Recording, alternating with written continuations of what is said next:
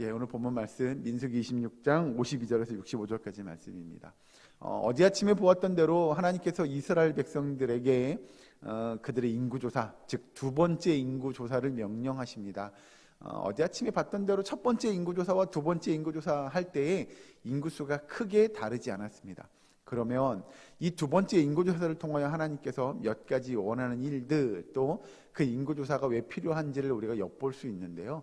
먼저는 이스라엘 백성들이 이제 가나안 땅에 나아가기 위하여, 그 땅을 차지하기 위하여는 정복 전쟁이 필요했죠. 그러니 전쟁에 나가는 숫자, 전쟁에 나가서 칼을 뽑을 수 있는 남자들의 숫자가 도대체 몇 명인가를 알 필요가 있었고요. 두 번째로는 오늘 본문에 등장하는 대로 하나님께서 이스라엘 백성들에게 그 적과 꿀이 흐르는 가나안 땅을 나눠주는데, 정리하면 그겁니다. 공평하신 하나님의 역사를 그 이스라엘 백성들에게 나타내 주기 위함이죠. 즉 사람이 많은 지파는 넓은 땅을, 왜 많은 사람들이 차지해야 되니까요. 사람이 적은 지파는 좀 적은 땅을 차지할 수 있게끔 하십니다. 그런데 땅을 나눠줄 때 몇 가지 원칙을 이야기합니다. 그 중에 이제 오늘 본 말씀 보시면 52절에 여호와께서 모세에게 말씀하여 이르시되 이 명수대로 땅을 나누어 주어 기업을 삼게 하라. 즉 말씀드린 대로 첫 번째로는 사람의 명수입니다. 몇 명인지 그 명수대로 땅을 나눠주는 게 첫 번째 조건이었고요. 두 번째 밑에 가서 보시면 55절에 오직 그 땅을 제비 뽑아 나누어 그들의 조상 지파의 이름을 따라 얻게 할지니라, 이렇게 이야기하죠. 먼저는 땅을 갖는데 우리가 이 땅 가질래, 우리가 사람이 많으니까 여기 갖고 싶어요 라고 해서 줄 게 아니고 그 땅을 나눠놓고 제비 뽑게 하십니다.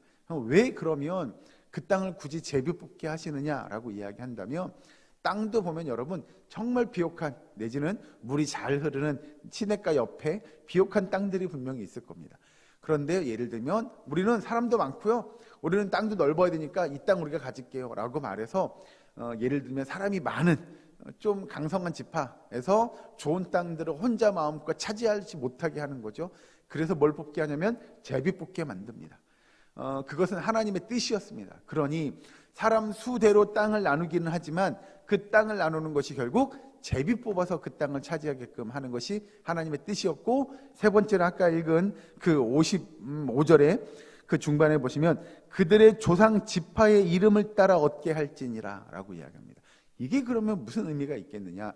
예를 들어서 저희 예를 들면 그런 거죠. 무슨 저희 선조 할아버지 이름을 따라서 이 땅을 얻게끔, 이스라엘 지파의 야곱의 12지파의 이름을 따서 그 땅을 갖게, 이게 뭔 큰 의미가 있겠느냐라고 할지 모르나 이건 의미가 있는 겁니다.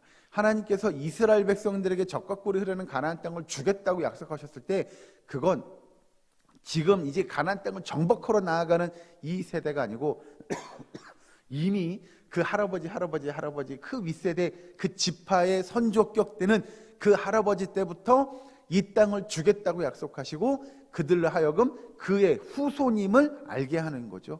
그러니 이건 뭐냐면 다분히 바꾸어 표현하면 그런 겁니다. 그들이 우리가 내 이름으로, 내 능력으로 그 땅을 차지한 것이 아니라 이건 하나님께서 우리 선조에게 이미 언약으로 주신 땅임을 하나님께서 나타내고자 하신 거죠. 그래서 이스라엘 백성들에게 땅을 나누 분배하는 조건이 이 세 가지가 필요했던 겁니다.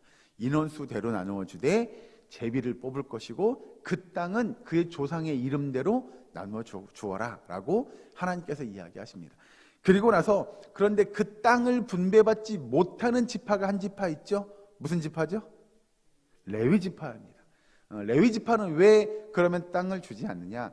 그 레위 지파는 하나님의 특별히 선택받은 지파여서 그들이 성전 또는 성막을 관리하게 하고, 그들이 그곳에서 이스라엘 백성들이 11조에 또는 여러 가지의 예물로 번제물로 드리는 그 제물들을 가지고 그들이 살아갈 것을 이야기합니다. 그러니까 농사를 짓지 말고 온전히 성막과 성전을 관리하고 제사를 드는 일들에 그들이 수종들게 만드는 거죠. 자, 이건 우리가 잘 아는 내용이고, 좀 밑에 가서 보시면 이제 60절에 있는 말씀 봅니다. 60절에 이렇게 얘기합니다. 60절, 61절 같이 한번 읽어주실까요? 시작.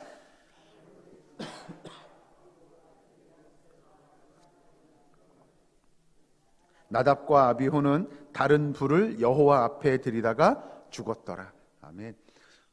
이건 레위 지파 사람 그 제사장의 후손에 관한 이야기인데 그 중에 누가 등장하냐면 나답과 아비후라고 하는 인물이 등장하게 됩니다. 근데 이 두 사람이 하나님 앞에 제사 드릴 때 그 번제에 사용하는 그 불도 아주 구별된 그 불을 드렸어야 되는데 그들이 그렇게 하지 못했다는 거죠. 아무 불에나 갖다 썼던 거죠. 그래서 이 61절에 나답과 아비후는 다른 불을 여호와 앞에 드리다가 이렇게 표현합니다. 그래서 결국 그 두 사람은 죽게 되었다라는 거죠. 그럼 이건 뭘 의미하는 거냐라는 겁니다. 제사장이 하나님 앞에 나와 제사를 드릴 때 하나님께서 약속하신 또 하나님께서 명령하신 그 규례대로 율법대로 하나님의 말씀대로 그들이 지켜 행하지 않았다. 이건 다름 아닌 다른 편으로 하면 이 제사장들이 불경건한 제사를 하나님 앞에 드렸다라는 걸 겁니다. 오늘로 이야기하자면 우리가 하나님 앞에 예배 드릴 때에 우리가 경건하지 않은 모습으로 주님 앞에 나와 예배 드리는 것이 어떠한 결과를 가져올 수 있는지를 우리가 찾아볼 수 있게 만드는 대목이죠. 그래서 하나님 앞에 예배 드릴 때 정말 경건하고 또는 하나님 앞에 우리의 몸가짐, 마음가짐, 우리의 자세나 예배 드리는 우리의 마음을 어떻게 해야 할 것인가를 성경은 우리에게 알려줍니다. 그래서 성도는 여기 말씀대로 이야기하면 겸손하게 또는 하나님의 말씀에 신실하게 또는 경건하게 하나님 앞에 나와 예배드리며 또 하나님의 말씀에 순종하는 믿음의 모습들이 있는 하나님의 백성들 또 예배자의 삶이 되어야 되는 줄로 믿으시기 바랍니다. 이게 나중에 밑에 가서 보시면 63절에 보시면 이렇게 등장합니다. 이는 모세와 제사장 엘르아살이 계수한 자라. 그들이 여리고 맞은편 요단과 모압 평지에서 이스라엘 자손을 계수한 중에는 모세와 제사장 아론이 시내 광야에서 계수한 이스라엘 자손은 한 사람도 들지 못하였으니 이는 여호와께서 그들에게 대하여 말씀하시기를 그들이 반드시 광야에서 죽으리라 하셨습니다. 이러므로 여분네 아들 갈렙과 눈의 아들 여호수아 외에는 한 사람도 남지 아니하였더라. 여러분 아시는 대로 출애굽 1세대는 다 죽습니다. 광야에서. 이건 하나님의 명령이었죠. 뜻이었습니다. 그리고 그건 왜 그러냐? 그들이 불순종함으로, 그들이 하나님의 말씀에 거역함으로 하나님의 그들에게 다 죽고 오직 두 사람 여호수아와 갈렙만 그 약속의 땅 가나안 땅에 들어가게 될 거다라고 약속하십니다. 이것도 사실은 어떻게 보면 하나님의 말씀 앞에 순종하지 못했던 이스라엘 백성들 그들의 모습으로 인한 하나님의 벌하심일 겁니다. 그래서 성도는 하나님의 말씀에 순종하고 하나님의 뜻에 순종하는 저와 여러분 되어야 되는 줄로 믿으시기 바랍니다. 그래서 하나님 앞에 늘 신실하고 늘 경건한 모습으로 하나님의 말씀을 잘 믿고 따르는 저와 여러분 될 수 있기를, 우리의 사랑교회 모든 권속될 수 있기를 주 여러분 간절히 축원합니다. 기도하겠습니다. 사랑하는 하나님 감사합니다. 오늘 하루도 하나님 은혜 가운데 한날의 삶을 이루어갈 수 있도록 인도하여 주심을 감사드립니다. 아버지, 우리가 말씀처럼 성결하고 진실하고 경건한 믿음의 삶을 이루어갈 수 있도록 주께서 인도하여 주시옵소서. 아버지, 우리의 사랑교회 모든 권속들이 하나님의 은혜 안에 거하며 하나님의 능력 안에서 하나님의 말씀에 순종함으로 복된 믿음의 삶을 이루어갈 수 있도록 주여 도와 주시옵소서. 아버지, 이 시간 특별히 기도하옵기는 오늘 소망부 야유회가 계획되어 있습니다.